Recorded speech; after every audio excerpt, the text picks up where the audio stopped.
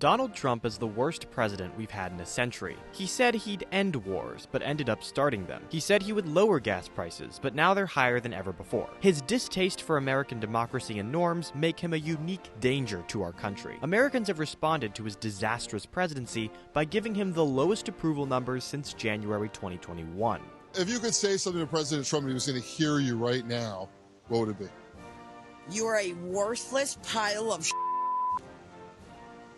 And you voted for him how many times? 3 times. That was my bad. Apparently, I'm an idiot. Despite his unpopularity, we are unfortunately stuck with Donald Trump until January 20th, 2029, unless he somehow gets a 3rd term. Sad at the prospect? Don't be, because what if I told you there was in fact a way we can stop Trump in his tracks? As early as January 2027. It's through the midterm elections. On this episode of Progressive Primers, I'm going to run down how Democratic victories in these elections will stop Trump in his tracks, maybe. Wait, but before we get started, if you like this video, please subscribe, because I'm trying to get more subscribers than Benjamin Netanyahu. It's free, fun, and ensures you never miss another video. And now back to your regularly scheduled programming. The US government is made up of 3 branches. Of these 3 branches, 2 are elected. The executive branch, headed by the president who lives in the White House, and the legislative branch, called Congress. Congress makes the law, the president enforces and carries out the law. Congress is made up of 2 chambers, the House of Representatives and the Senate. Why 2? Long story, we don't have time for that. In order for a bill to become law, the House, the Senate, and the White House all need to agree on it. When one party controls all 3 of these bodies, we have what's called a trifecta, or united government. Right now, there is a Republican trifecta, which means Trump and the Republicans can pass terrible laws like the Big Beautiful Bill that cuts taxes for the rich and pays for it by cutting health care for poor people. Nearly 12 million people are estimated to lose their health insurance by 2034 thanks to this bill. If Democrats had control of just one chamber of Congress, they could have stopped this bill in its tracks. The president serves a 4-year term, but members of the House serve 2-year terms and members of the Senate serve 6-year terms. This means that although every 4 years we elect a president, every 2 years the entire House of Representatives and at least 1/3 of the Senate is up for re-election. This means that we have federal elections in the middle of the president's term. That's why they're called midterms. When the party that does not control the White House controls either of the 2 chambers of Congress, that's called divided government. In the past, a divided government was really no big deal. It just meant that the 2 parties had to come together to get things done. Democrats would get some stuff they wanted, and Republicans would get some stuff they wanted. But bills would still become law all the time. For example, for the entirety of Ronald Reagan's presidency, the Democrats controlled the House of Representatives. Stuff still got done. There was a lot of diversity of thought within each party, and the minority party was willing to work with the president. But nowadays, a divided government simply means nothing gets done. Nothing passes. No meaningful legislation becomes law.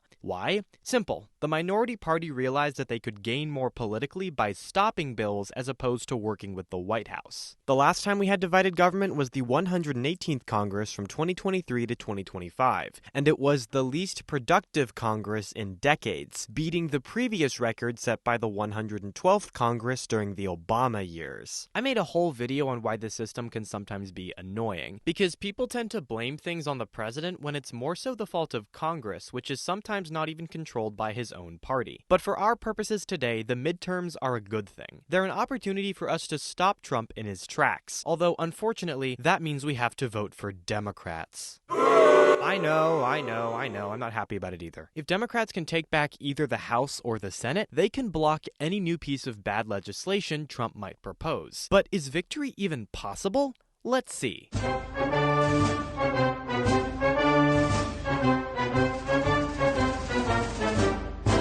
So, you want to take back the House of Representatives. Simple. Just follow these 2 steps. Step 1. Do nothing. Step 2. Win. Yep, that's right. In every single midterm election since 1938, the White House party has lost seats in the House of Representatives, with the sole 2 exceptions being 1998, when America saw Bill get with Monica and went, cool, and in 2002, when in the wake of 9/11, America rallied around the flag and gave George Bush's party another 2-year mandate. Because of the way our government is set up, most presidents fail at a lot of what they set out to do. Their approval ratings start out somewhat positive until they inevitably make their first big mistake, in which they get an onslaught of negative media coverage and their approval rating dips. This is honestly pretty disheartening to think about. No matter who we elect, the American people will always end up hating them. Gone are the days of FDR, Eisenhower, and JFK JFK, when the vast majority of Americans from both parties loved and admired and approved of their presidents. We are in a polarized nation now, where half the country will never give the other side any credit whatsoever when it's in power. Oh well. Joe Biden's tipping point was the withdrawal from Afghanistan, which in my opinion is actually one of the best things he did, but we don't have time to get into that. The point is, he got a lot of flack for it. And then we had inflation, and bada bing bada boom, his approval rating never recovered. Trump was never really that popular even at the beginning of his term, and the chaos that has ensued since January 20th, 2025 has only brought his numbers down. As a result, voters are likely to punish the Republicans at the ballot box this November. Thus, a Dem win. Easy peasy, right? Okay, so members of the House represent congressional districts, 1 member per district. Each district represents around 750,000 people. Now, the Constitution gives the states near total control over how their members are elected, and thus, how these districts are drawn. Almost immediately, states began rigging the system. State legislatures that are controlled by one party draw maps that give their party unfair advantages in a practice known as gerrymandering. Why is it called that? Well, because it's named after one of the first guys to do it. My home state of North Carolina is very familiar with this concept.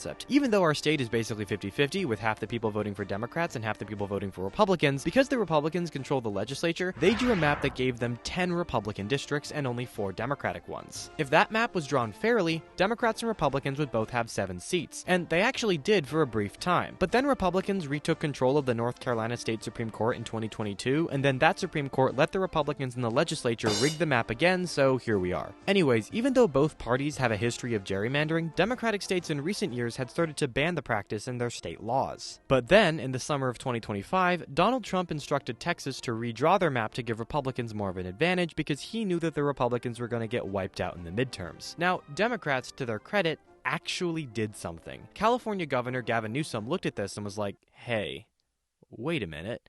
If we play by the rules and they don't, we're just going to lose. And so California introduced a ballot referendum to amend the California Constitution to bring back gerrymandering, but only so we can cancel out Republican gerrymandering and it'll be rebanned in 2030. By the way, banning gerrymandering usually just means the state requires a bipartisan committee to draw the maps as fairly as possible. This referendum would suspend that commission for 4 years. California voters approved the measure. The new map could add up to 3 to 5 Democratic districts, which in my opinion is pretty lame. If you're going to brazenly, openly gerrymander, just go all the way. Like, now that the Supreme Court has weakened the Voting Rights Act, California is legally allowed to draw a 52-0 map. But they don't want to do that because they don't want to get rid of majority-minority districts. But like, you can now. Texas isn't following the Voting Rights Act. You're already cheating. What's the point of fighting a gerrymandering war if you're not in it to win it? If they do it and you don't, you lose. Anyways, Virginia did the same thing, but their Supreme Court struck down the referendum on procedural grounds. The Republicans have responded to this by just gerrymandering a bunch more states they had control over. Anyways, as you can see, the current battle for the House is less so of a battle between the platform of the leaders of both political parties who actually serve in the House, and more of just a battle between Democratic and Republican states to see who can rig the most maps. This kind of makes the whole election pointless, because the will of the people is not being followed, which is pretty depressing, but again, in the modern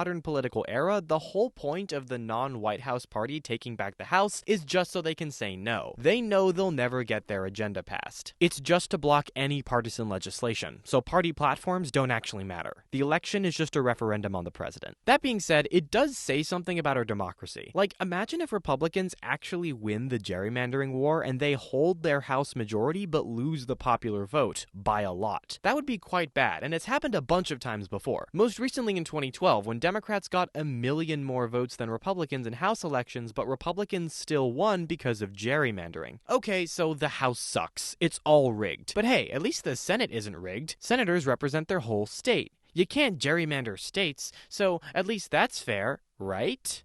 Right?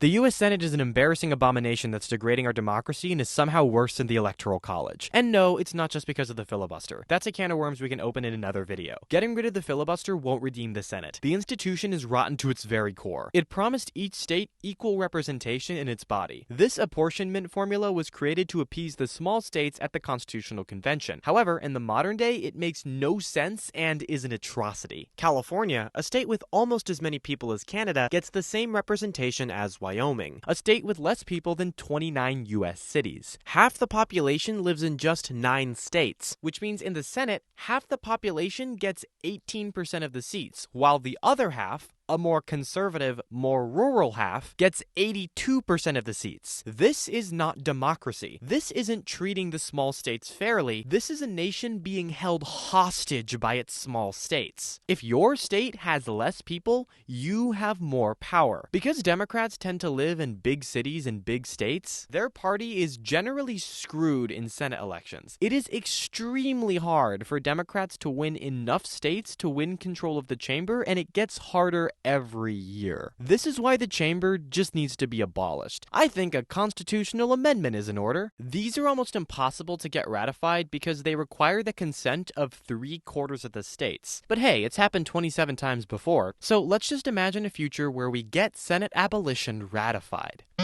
What? It wouldn't go through? Why?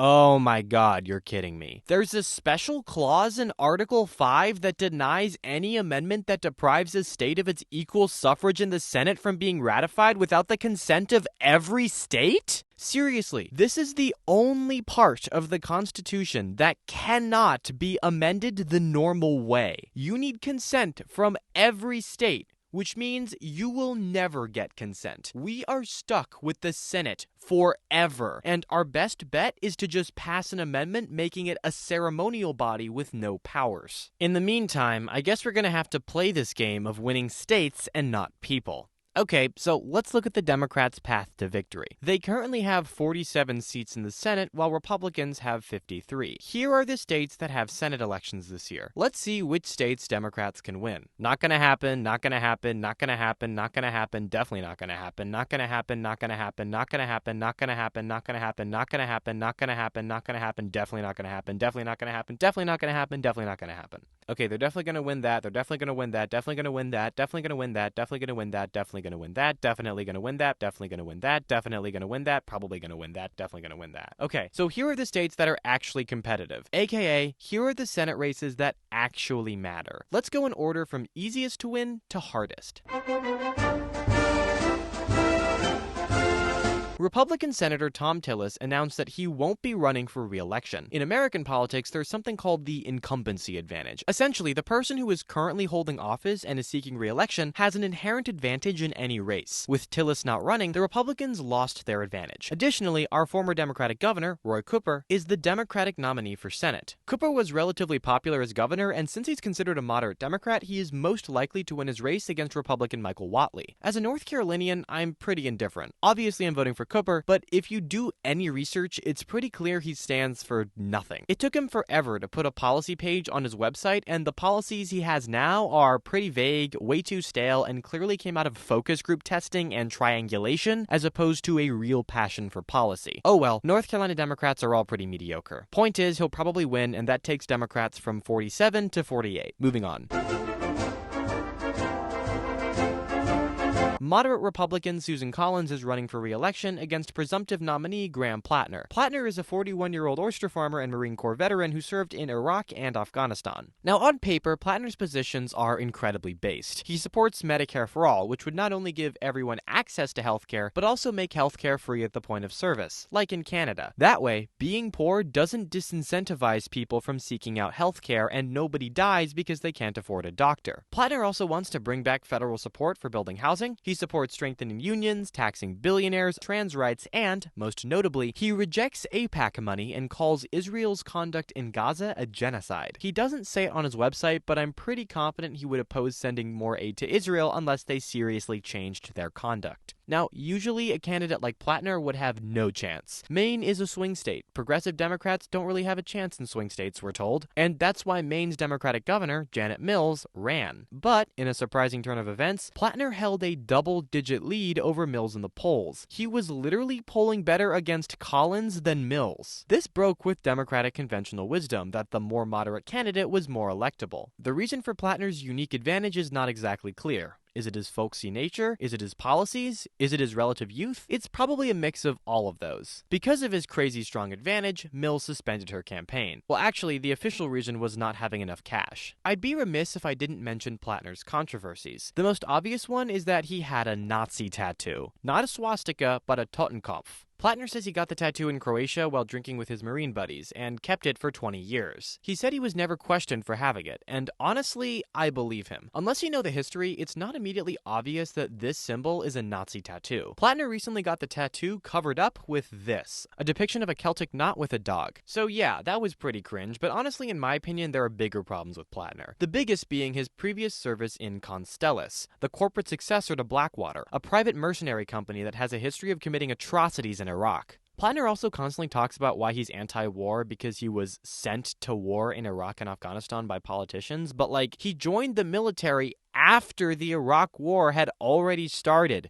He joined the military after protesting the Iraq war. It's kind of disingenuous if you ask me. When asked about why he did this, he said, "I thought I could do some good, and I wanted to play soldier. I might have read too much Hemingway." On the one hand, I don't really buy this. It seems like after-the-fact sanitation. But on the other hand, I could actually believe that the guy who didn't know that this was a Nazi tattoo would also think he could do some good by serving in a war he opposed. Okay, update. So in the middle of me editing this video, Platner had a bunch more scandals come out. Reporting from the Wall Street Journal highlighted his infidelity by revealing he shared explicit texts with several women while married. And the biggest bombshell came from the New York Times, which reported that although some of Platner's ex-girlfriends recalled him being loving, kind, and feeling safe around him, 3 of them recalled having a more complicated and even toxic relationship. The narrative that these ex-girlfriends painted was that Platner was not someone who respected women. One of them, Lindsay Fifield, reported especially unsettling behavior, including him making weird edgelord comments about sexual assault. Now, this alone isn't horrible.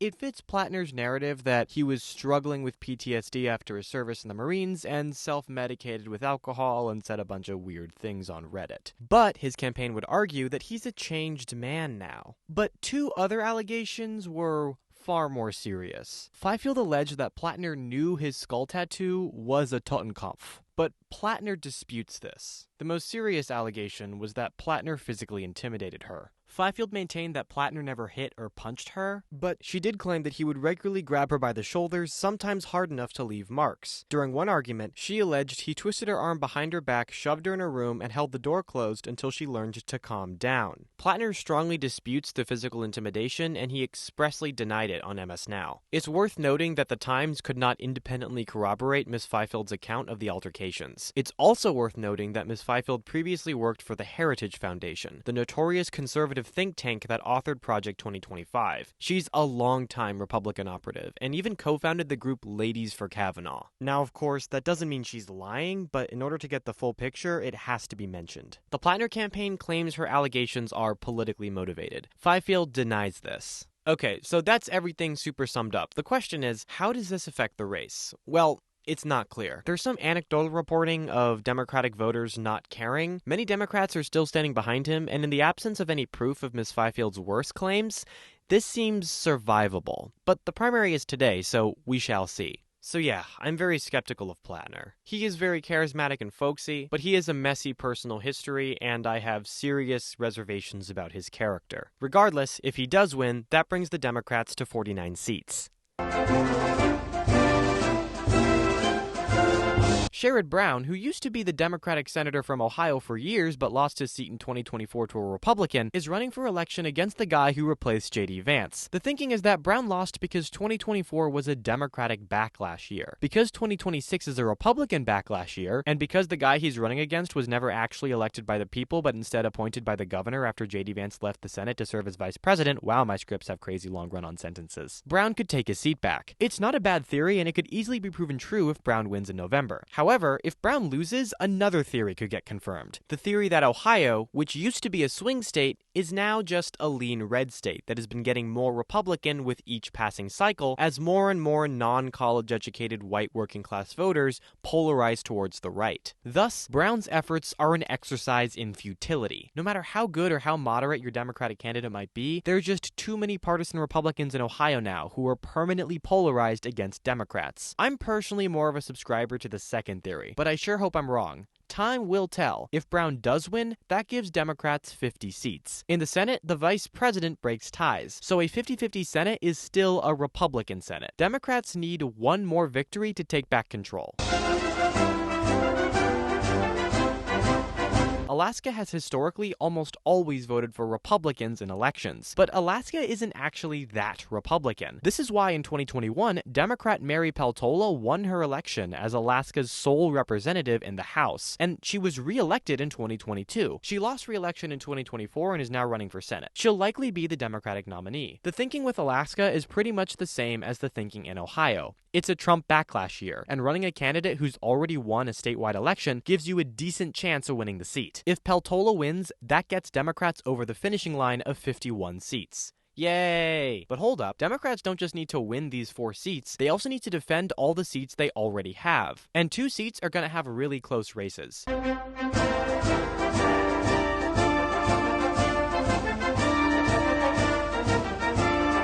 Senator Jon Ossoff is running for re-election as the Democratic senator from Georgia. Ossoff is technically the most vulnerable Democrat in the coming election, but his position is seen as pretty stable. His populist messaging helped him win in the 2021 runoffs, and he's kept that messaging throughout his term. It's going to take a lot for Republicans to beat him. Ossoff is such a strong candidate that the Cook Political Report recently moved his race from a toss-up to lean Democratic. But it's important that Democrats don't get complacent. They'll still have to spend a good bit of money in Georgia. Alright, let's move on to the other one.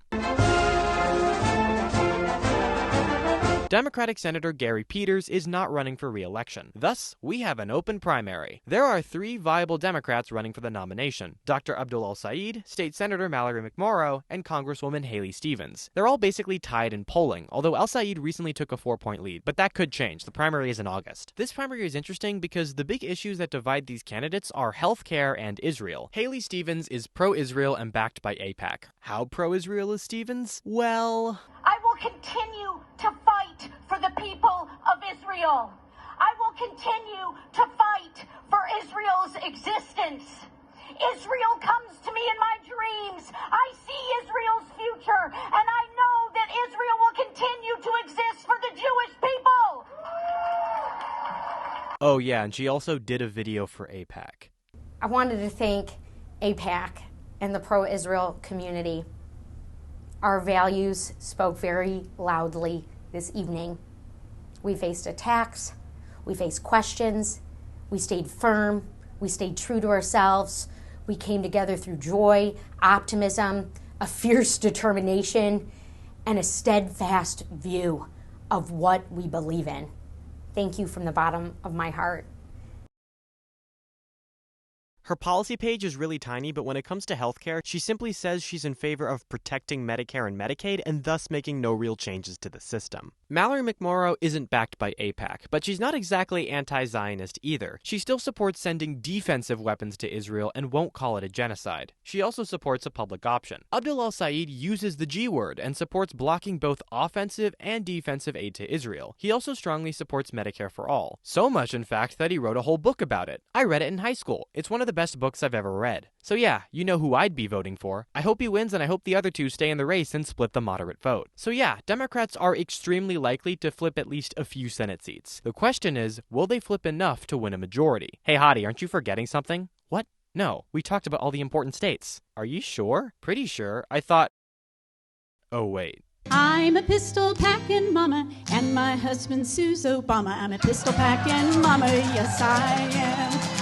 Texas is the biggest Republican state. It is the quintessential Republican state, but it also just might elect a Democratic senator. Maybe. Blue Texas, or Blexus, is something Democratic strategists have salivated over for a decade. 10 years ago, Blexus was considered an inevitability. With so many Hispanic and Latino immigrants settling in the state, Democrats were inevitably going to win it. I mean, Texas isn't even white anymore. Non-white voters overwhelmingly vote Democrat. In 2018, Democrat Beto O'Rourke got really close to defeating Republican Ted Cruz in his Senate election. He still lost, but the margin made people think Blue Texas was coming. It just needed more time. But then Hispanic and Latinos started voting for Trump.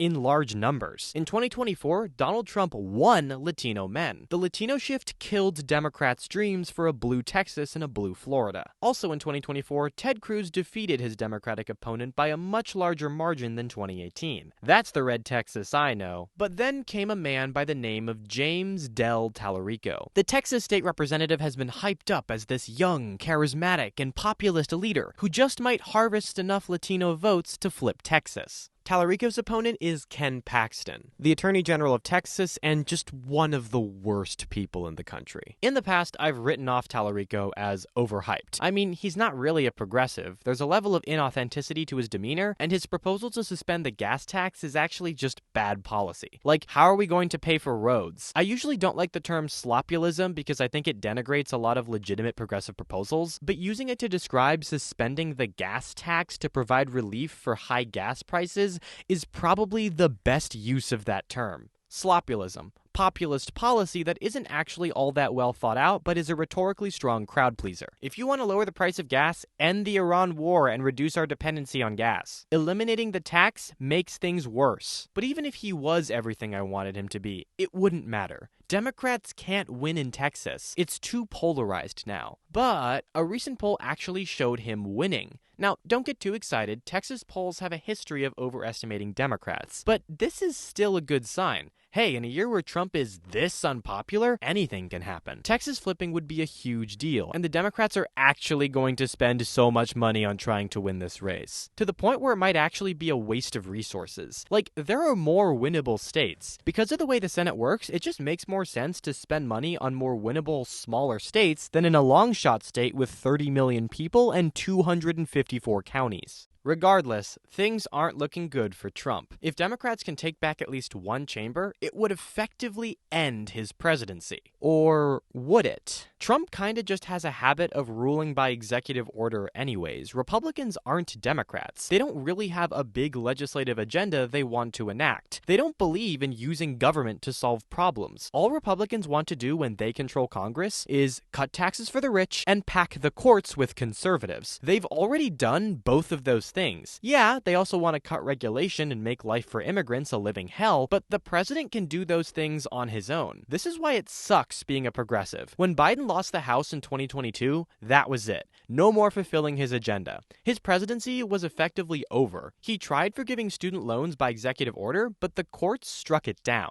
The way our Constitution was written made it so that today, most progressive policies require acts of Congress, while most conservative policies are just things the president can do by himself. And now that conservatives control the Supreme Court, when the president does defy Congress and does defy the Constitution, oftentimes the court doesn't care, or they make up a fake originalist reason for why it's okay, actually. For progressives, midterms suck when we are in power and aren't even that effective when we're not in power. For conservatives, midterms are a mild setback when they're in power and a deadly bludgeon when they're not in power. Oh well, I do hope Democrats win, and I hope progressive Democrats win their primaries. Hey everyone, thanks for watching. If you liked this video, please subscribe. I'm trying to get more subscribers than Netanyahu. We're so close.